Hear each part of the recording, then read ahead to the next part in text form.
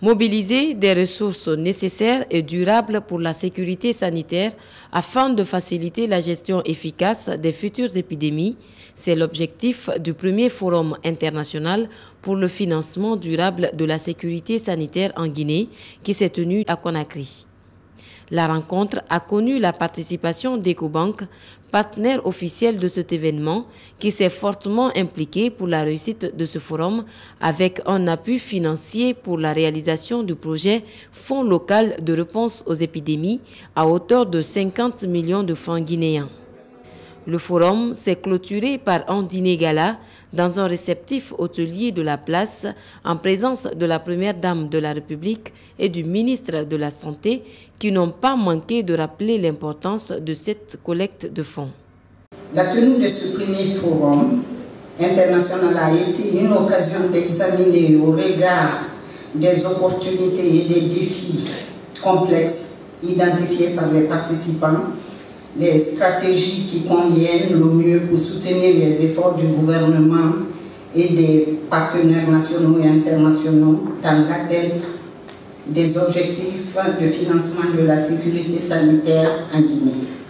Mesdames et messieurs, distingués invités, je voudrais adresser à tous et à toutes mes vifs remerciements pour les échanges fructueux, les engagements annoncés et les fonds levés au cours de ces 2 jours de forum. Ce dîner gala permettra sans doute de poursuivre le processus dynamique de levée de fonds en faveur de la sécurité sanitaire en Guinée. Vous savez, la Guinée a été frappée par cette épidémie du virus Ebola qui nous a sérieusement affectés sur le plan économique car ça réduit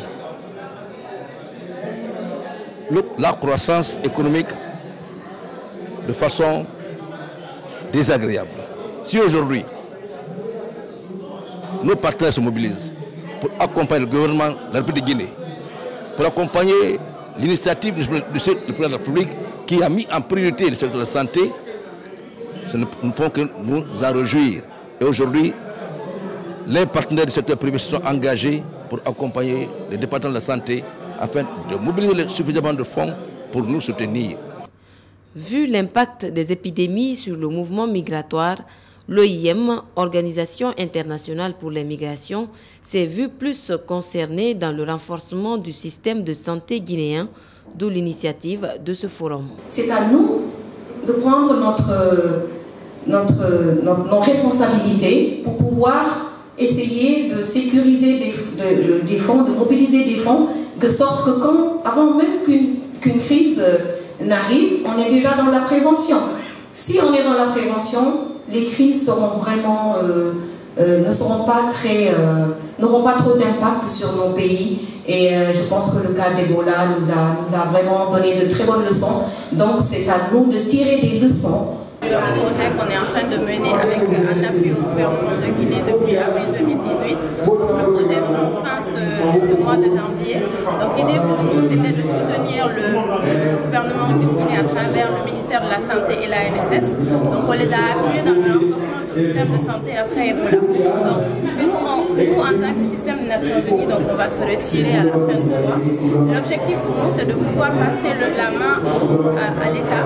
Donc pouvoir pérenniser les acquis de ce projet qui a quand même fait 22 mois en Guinée, en appui au gouvernement de Guinée à travers le financement de l'Union européenne. La cérémonie a pris fin par la prestation de certains artistes guinéens, dont Soul Banks, Kandiakora et de celle de Kumbagaoulou Sek du Sénégal.